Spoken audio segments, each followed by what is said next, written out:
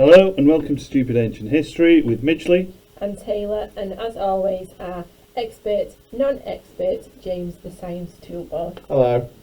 As always, we're wearing togas. There's some annoying building work going on outside, so apologies for that.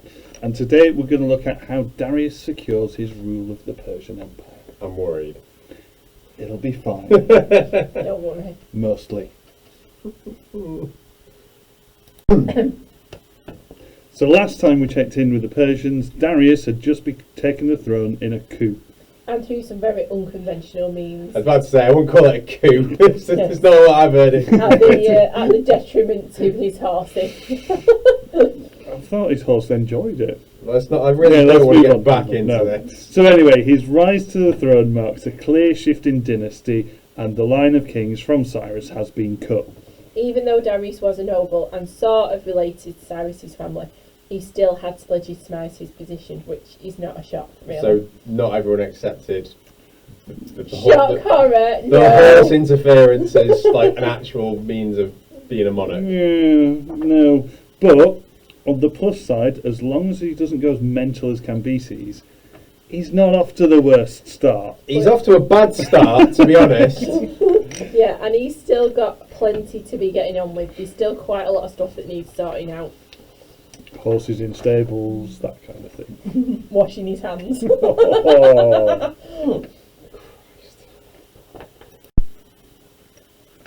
So, one of the first things it seems Darius does to legitimise his rule is to marry a tosser. Now, you mentioned a tosser earlier. That is no way to refer to yourself, James. Wait. Who's a tosser? You can't say this. So she was the surviving daughter of Cyrus.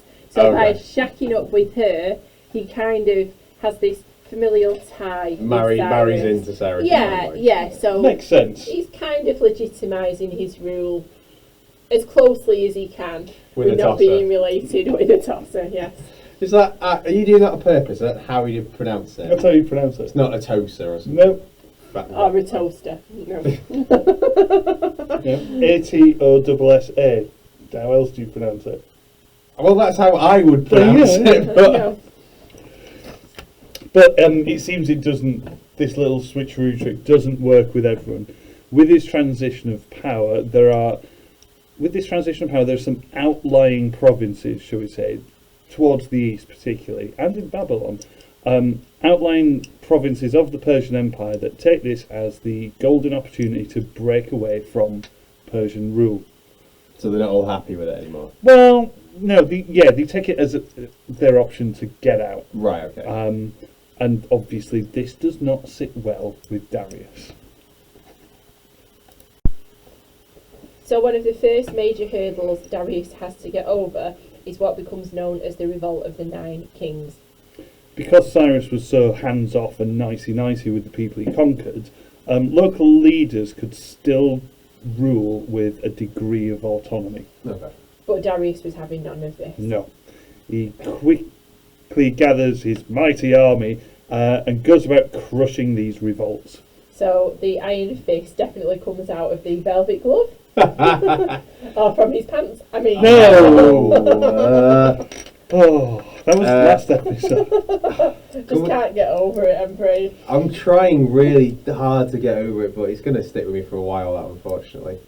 Was it just when Darius took over, these nine kings kind of got restless? Were they okay with Cambyses, or I think they didn't want to. Yeah, they didn't want to poke the Cambyses bear because you have no idea what he did. No. So they take it as the golden opportunity to revolt. Darius responds with an army, and then once he's gone about crushing them, he goes to great lengths to let everyone know what happens if they challenge his authority. So if they thought they could challenge him like that, what do we know anything about him before he became king? Like, was he known as being ruthless, kind, etc.? He's just a noble.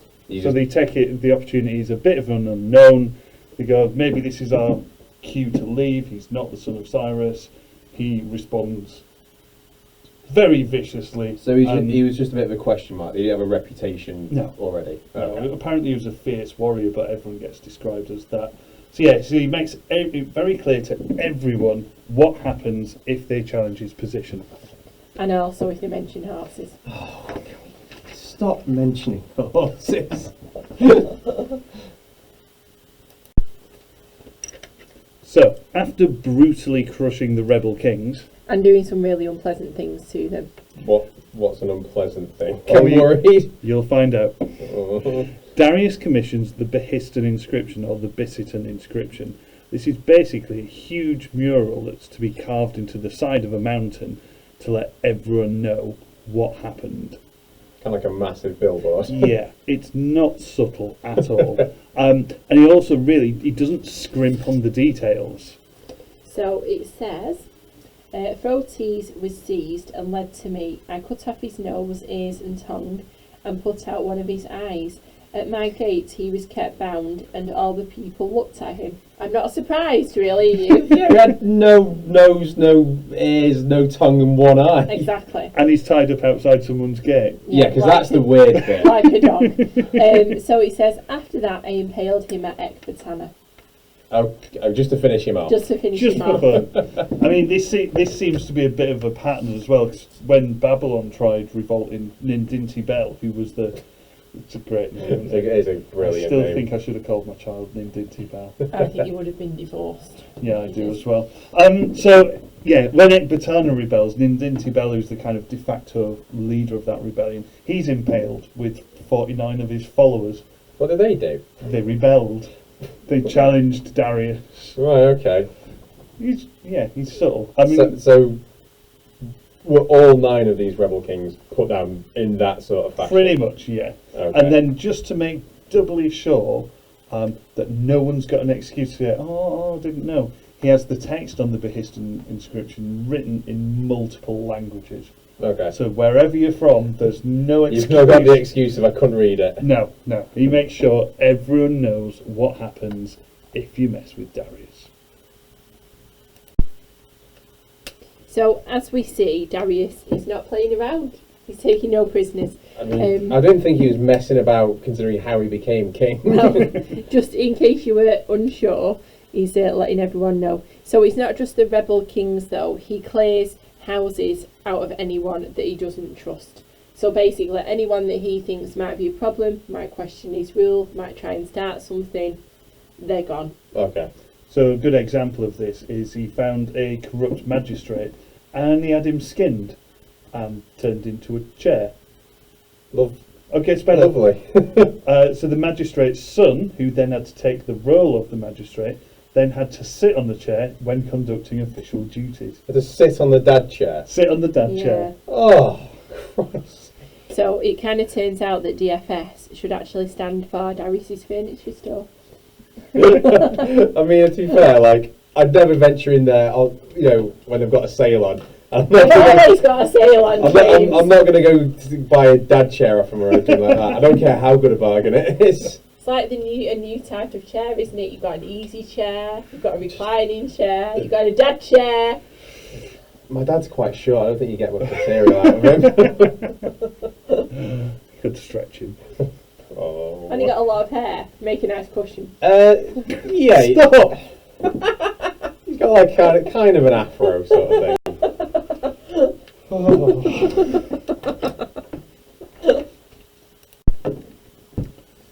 But upholstering aside, it's not all chopping and changing. Darius actually spends a lot of time and effort trying to organise his empire. As he should do, rather than murdering loads of people. He only murders the people he doesn't like. I know I think that is that's not an fine. excuse. Do not use that as a. I mean, you've also not mentioned a single person he does like. So far, a tosser.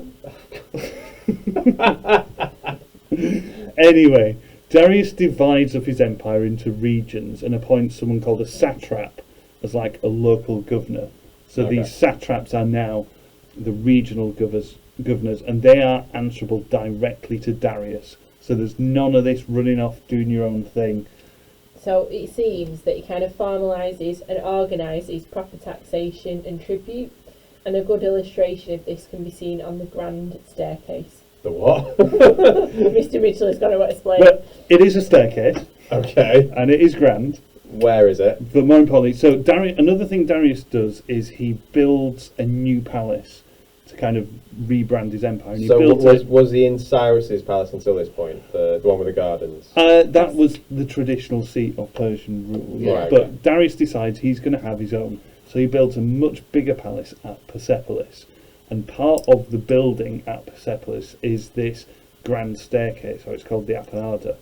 And basically, on each step, as you go up, carved into the wall, there are the figures who represent all the different people of his empire bringing gifts. Okay. So it's literally, it's almost like it's like going to IKEA, where it's like, tribute this way, please, taxes come this way. So that's what the grand staircase is. So Okay. it shows all the different people of his empire bringing him cash. I mean, to be fair, it would cheer me up every time I went upstairs. But also, if you were walking up that staircase as a gift, As a gift. as a gift, no, as a guest, I was trying to say, without cash or Yeah. a gift, If you turn up can't be empty-handed, thinking, oops. But if you look at it the other way, when he goes downstairs, aren't all these people taking money away from him? no, because they're all pointed going upwards and Okay. bringing gifts to him. So there are some other ideological and religious changes. So he rebrands his title, Okay. and we're going to have a look at a source. So he wants to start being called this, not just Darius, but I am Darius, the great king, king of kings, the king of Persia, the king of lands. Does he not need some more added to that? It's a little too subtle, I think.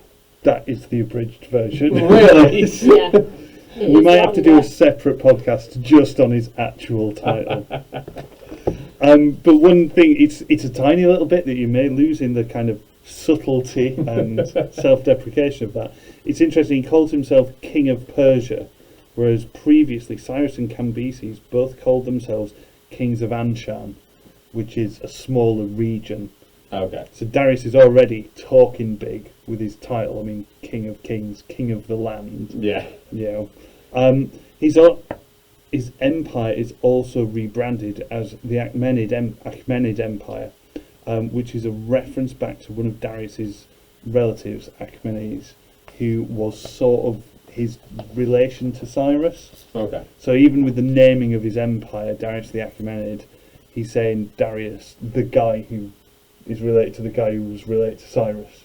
Okay, so this is, as well as Atossa, this is further trying to... Yeah, legitimise absolutely. himself. And also King of Kings. Yeah. Yeah, in case you missed that bit. I mean, it was so subtle it just flew by me. Easy to do, isn't it? So then he basically starts sorting out religion. So Cyrus and Cambyses have both had a kind of hands-off approach to religion. They've just left it alone. They haven't really Yeah, done much so to Cyrus, it. you said, was quite respectful. One of the kind of was like, yeah. Yeah, do your thing. Do your fine. thing, I mean, and- let's not get back to Cambyses, shall we? Yeah, I mean, he did murder the bull and stuff, Yeah, didn't he? we'll forget about him. Yeah. Yeah. But it's more the fact that they don't actually try and change things. With Cambyses, it's more about the fact of putting a stop to something as opposed It's more to that trying to he bring thinks in they're large laughing scale at him change. more. Yeah.